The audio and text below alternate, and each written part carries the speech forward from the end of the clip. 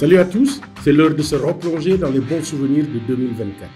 Bienvenue pour le numéro 297 dont je vous propose de découvrir le sommaire. Au sommaire de ce numéro, nous reviendrons sur le match entre le Sénégal et le Nigeria, qualificatif pour les Jeux Olympiques Paris 2024. Ensuite, nous vous proposerons le portrait du Sud-Soudanais Loual Akwel. Enfin, retour sur l'apprentissage du basket avec le forum du mini-basket qui s'est déroulé à Madagascar. Qui du Sénégal ou du Nigeria va représenter l'Afrique au JO de Paris 2024? On se rappelle que les 10 Tigres avaient construit leur victoire sur le Sénégal en maîtrisant 2 joueuses, Sierra Dillard et Yacine Diop. Les 10 Tigres du Nigeria ont remporté le match le plus important du groupe basé à Anvers en Belgique dans le cadre du tournoi de qualification olympique. C'était celui contre le Sénégal. Paris réussit au sortir d'une victoire convaincante, 72-65, même si le score ne le laisse pas entrevoir. Avec un 23-8 dans le dernier quart-temps, les joueuses de la coach Rina Wakama avaient décidé de hausser le ton en défense. Objectif, museler Sierra Dillard et Yacine Diop, les 2 meilleures scoreuses sénégalaises, avec respectivement 16 et 23 points chacune. Mission réussie collectivement grâce aux aides défensives qui obligeaient ces joueuses à lâcher le ballon, mais aussi individuellement car Sarah Ogoke et Promise Amokamara ont décidé de défendre en boîte sur Dillard, tandis que les autres fermaient l'accès au panier à Diop, l'obligeant à shooter de loin. En attaque, Emi Okonkwo, 27 points, 10 rebonds, a démontré qu'elle est en ce moment la meilleure basketteuse africaine. Capable de scorer, elle a aussi un gros avantage défensif. C'est aussi elle qui, dans ce carton décisif, a impulsé une force mentale à ses coéquipières. Le mental, c'est aussi ce qui a fait la différence entre les 2 sélections. C'est comme si les Sénégalaises avaient toujours ce blocage psychologique contre les Nigérianes depuis l'Afrobasket de 2019, perdu à domicile contre les 10 Tigres. Il y a donc du travail pour le sélectionneur espagnol des Lions, Carlos Antuña. La question qui se pose désormais est de savoir si les Nigérianes arriveront à gagner un match dans la capitale française, ce qu'elles n'avaient pas réussi à faire au Japon lors des derniers Jeux Olympiques.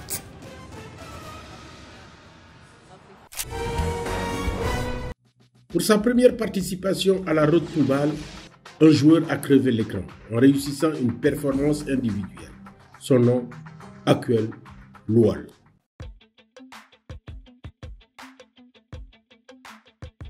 Pour sa toute première saison de Basketball Africa League, le pivot d'Al Ali Benghazi, Joe Loual Akwel, vient d'écrire l'histoire. Il est le seul joueur à avoir remporté à la fois les trophées de MVP et de meilleur défenseur de l'année, une performance de haute volée avec ses 22 points, 8 rebonds et 3 contres en 10 matchs depuis la Nile Conference au Caire jusqu'au playoff de Kigali. Pivot à l'ancienne, Loual Akwel, sud-soudanais d'origine, est un prototype de plus en plus rare dans le basket actuel. Ne comptez pas sur lui pour tenter une kyrielle de tir à 3 points. Lui, il préfère le jeu en post-up, dos au panier et sait trouver les moyens pour battre son adversaire en 1 contre 1. Loual Akwel possède en outre un shoot en poste bas et poste haut très fiable avec de très forts pourcentages, sans oublier qu'il détient le record du plus grand nombre de points inscrits dans un match de la BAL avec 42 unités. Ce jour-là, le 27 avril dernier, non seulement il a propulsé son équipe vers une victoire 110-78 contre les City Oilers, mais il a également dominé son jeune compatriote Kaman Malwash, le meilleur contreur de la BAL, ce qui vous classe un joueur. Loual Akwel est né il y a 30 ans à Wau, au Soudan du Sud. En raison de la guerre civile, il est transféré à l'âge de 3 ans dans un camp de réfugiés en Ouganda, où il a vécu pendant 3 ans jusqu'à ce que sa famille déménage en Australie. C'est dans ce pays qu'il passera la majeure partie de sa vie. Élève au Kingsway Christian College à Perth, en Australie occidentale, ses premières rencontres avec le sport débutent par le football. Mais à mesure qu'il joue au foot, il grandit à vue d'œil. Jusqu'à ce qu'un jour, son entraîneur de foot lui suggère de s'orienter vers le basket, ce qui serait bien pour sa taille. Loual Akwel s'essaie donc à ce nouveau sport et est tout de suite séduit. Il jouera ensuite 2 saisons pour la Neosho County Community College aux États-Unis et déjà au cours de sa 2e saison dans le comté de Neosho, il est nommé joueur défensif de l'année 2015. Puis Lual Akwil rejoint l'université de Baylor, mais rate sa première saison en raison d'un problème cardiaque. Au cours de son année sabbatique, il se concentre sur l'amélioration de sa forme physique et de sa force. Une autre étape de sa vie qui va forger le caractère de ce joueur qui, à sa sortie d'université non draftée, jouera dans des championnats très relevés avant de revenir en première division australienne au Melbourne United, avec qui il remporte le titre de champion d'Australie en 2021. Finaliste de la BAL cette saison, défenseur de l'année, MVP de la saison et recordman de points marqués, Lual Akwil aurait de quoi être satisfait de ses performances individuelles. Mais ce serait mal le connaître, lui qui n'a que la gagne dans le sang. Présélectionné dans l'équipe du Sud-Soudan pour les Jeux Olympiques, Akwil n'a qu'un rêve désormais, montrer à la face du monde qu'il peut rivaliser avec les meilleurs pivots. Le forum du mini-basket s'est déroulé du 15 au 18 juillet 2024 dans la grande île de Madagascar. Un rendez-vous de 400 jeunes pour un apprentissage du basketball. La 6e édition du Forum africain de mini-basket s'est bel et bien déroulée sur les terrains de basketball du stade Barry Amamas en Antananarivo, Madagascar. Du 15 au 18 juillet dernier, l'événement a rassemblé 400 enfants âgés entre 7 à 12 ans, venus de différentes régions de Madagascar. Au total, 70 entraîneurs ont participé, parmi lesquels 50 malgaches et 20 délégués de mini-basket représentant 15 pays africains. Le forum a été axé autour de thèmes, d'ateliers et de sessions d'apprentissage visant à présenter des réussites et à transmettre des connaissances et des compétences en basketball aux jeunes joueurs ainsi qu'aux entraîneurs.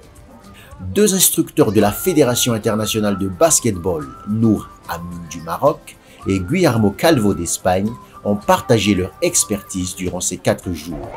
Il a été démontré que pour qu'un joueur puisse être de haut niveau, il faut qu'il arrive à 18-20 ans avec au minimum 10-12 ans de basketball.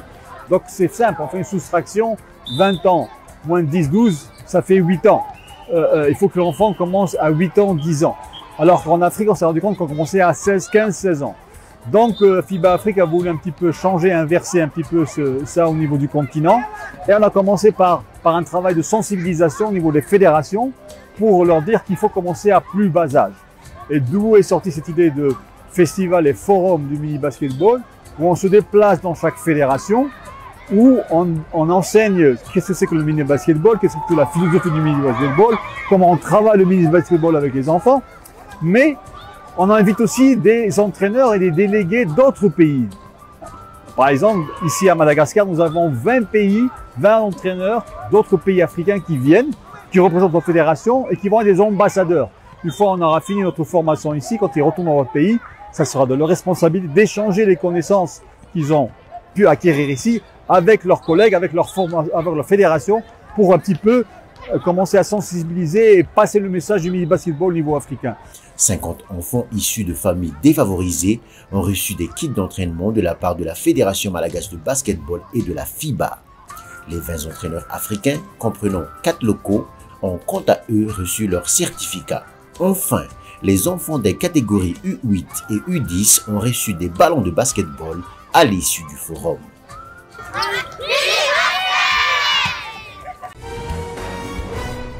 Retour sur les plus beaux paniers de la balle en 2024, c'est à vous couper le souffle. So, you know, we're seeing signs of that early in this contest. Sweeter towards it. Oh, Diarra this time with a dunk. That is just massive. He is supremely athletic. Aliou Diarra, you space the floor just a little bit and you look at the up top catch and the passing ability of Sweeter.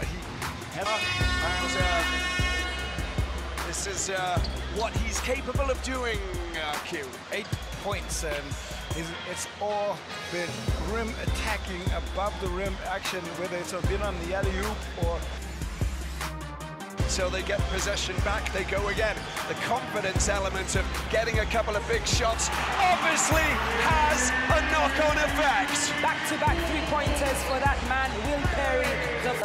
In a position of discomfort, but Will Perry, as always, the flow general, trying to pick up on all of those tricks that we've seen all season here, trying to lead the offensive side for the Rivers Hoopers. He has the experience to execute, and he's been doing that today. Absolutely. He's 33 points in his last game, of course, and 4 from 9 three-pointers, 83.3%, and the two-point shooting department today a little bit different. They're finding it a little bit complicated against the... 3 turnovers, things changed. And there's a stolen ball as Gaku puts it up for Cummins, done. 2 more points on the pile. They move up to 57. It is a massive play, Gaku, to get that steal, and the assist to Markieff Cummings, who rises above the ground and makes no mistake. It is. It's a 3-point play because Alkali Abdur comes in and they're on 5 fouls, of course. So that's a massive play. It's even bigger than we originally thought. Yeah, you can see what it means. Coverage around the bigs inside Anali Libya paint. You know what I like about Q? He goes coast to coast. Put it in!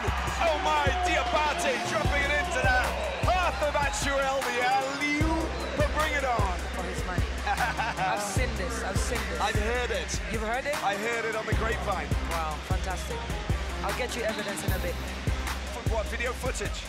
I have video footage. You do? Yep. Like to see it? Yeah. Want to see the proof? Q's being silent. He's staring at us. It's there for the taking.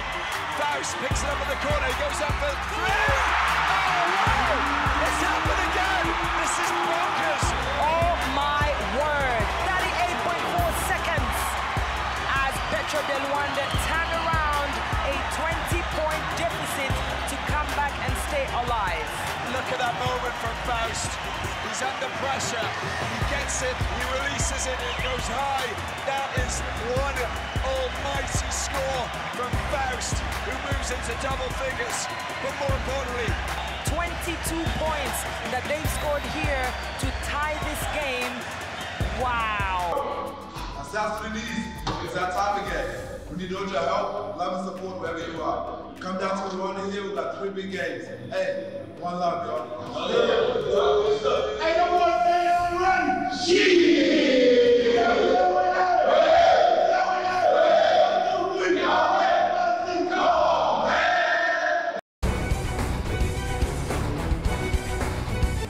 Voilà, Afrobasket, l'émission, c'est fini. On se retrouve pour un autre numéro des Best of de 2024.